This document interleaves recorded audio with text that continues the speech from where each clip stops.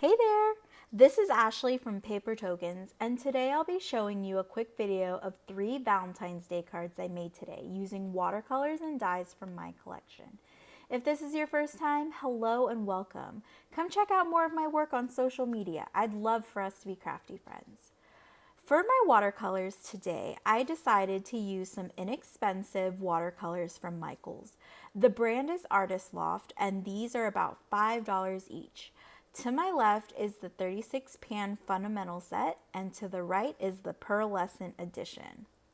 From both sets of watercolors, I ended up using a combination of the pinks and reds. You may notice I've created a swatch for each of these sets, but I haven't found which color goes with which name, so I apologize if I'm not able to provide it for you. If you know of a good resource with this info, let me know so I can educate myself.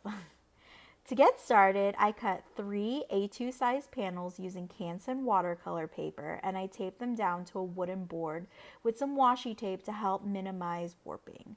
Right now, since making YouTube videos is still very new to me, a lot of my card preparation is done off camera, and right now my videos are more about assembling the elements into the card. This helps keeps the video shorter and helps minimize the rambling I would typically do. You'll see I'm laying out the panels I did off screen earlier, and real quickly I'll share how I created each one, starting with the striped one to the left. I used a flat watercolor brush to paint imperfect stripes using variations of pink.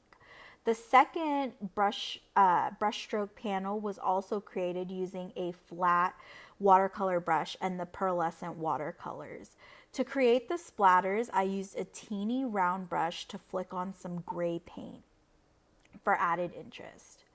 There's my flat, inexpensive watercolor brush that I was able to do. These panels dried really quickly.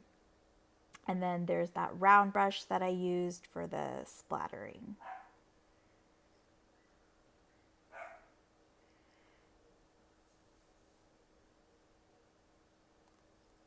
Lastly, this third panel, and you may notice it's been cut because I was getting it ready for a quick card assembly, was made first by doing an overall wash of pink, then a wash of red, and then using the round brush to add those, I don't know what to call, blob-like details, circular details.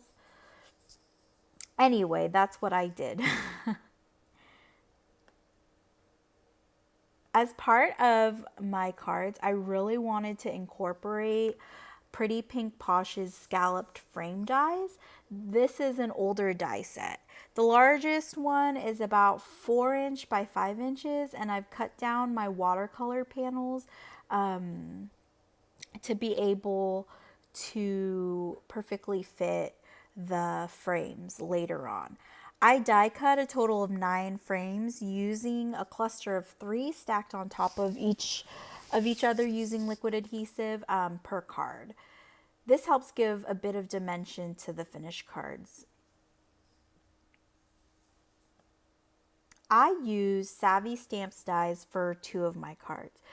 There's a circular love die that's pretty scripty and intricate, and then there is the heart-shaped love die.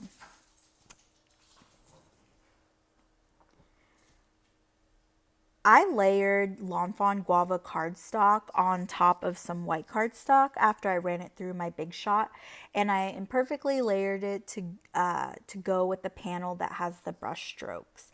Some people would be bothered that it doesn't line up perfectly, but for me, I just thought, well, the colors go together, and maybe it could look a little bit like a shadow or just another effect.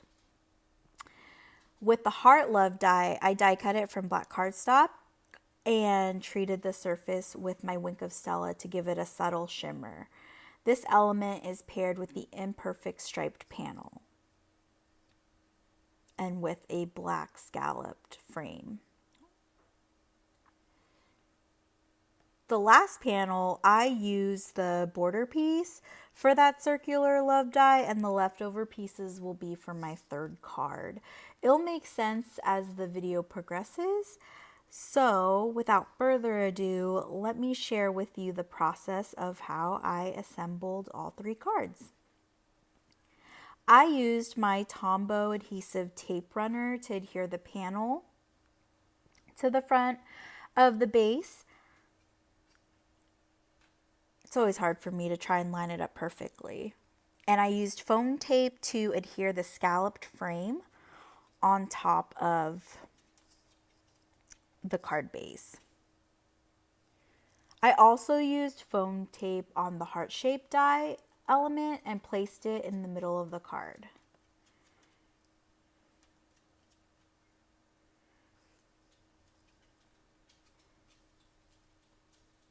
And guys, this is the finished first card. I wish you could see the Wink of Stella shimmer. It's so pretty in person. The second card, I took the brush stroke panel and did the same thing. I adhered it to the card base using my Tombow adhesive runner. Struggled with setting it straight as well. I took that scalloped frame that I watercolored and die cut and put it on this panel using Tombow liquid glue. I also used the liquid adhesive to glue the circular die element.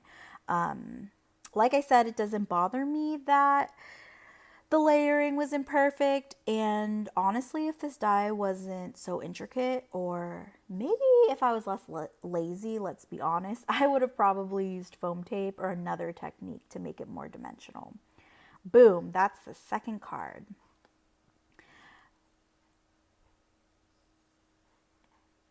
All right, so the last card. I took the remaining watercolor leftover piece and put adhesive on the back, forgetting about the frame. So you see that I put down the panel. I'm thinking like, okay, what am I supposed to be doing? Oh yeah, putting certain, pieces together. And so I took the panel, put some adhesive on it. Oh wait, need the black frame. So I took the black scalloped frame, used liquid adhesive, put it on the card first. And then I took that watercolor panel, blah, blah, blah, blah, in the middle. I used an MFT Hugs die. I used Lawn Fawn Chili Pepper cardstock, and I used my Wink of Stella on those letters. I used the ruler as a guide to help make my letters straighter when I'm putting them down. Phew, so these are the 3 Valentine's Day cards I made today. I know new products are always being launched, and it's so easy to get caught up in the buy mode, and I fall prey to it a lot. But then I have to remind myself 9 times out of 10, I have more than enough supplies in my stash to still be able to create fun cards. So if you've enjoyed this video, please give it a thumbs up. And if you want to see more of my crafting, please subscribe for future videos. Thanks for joining me, and I hope you get to create something super fun today. Until next time, bye!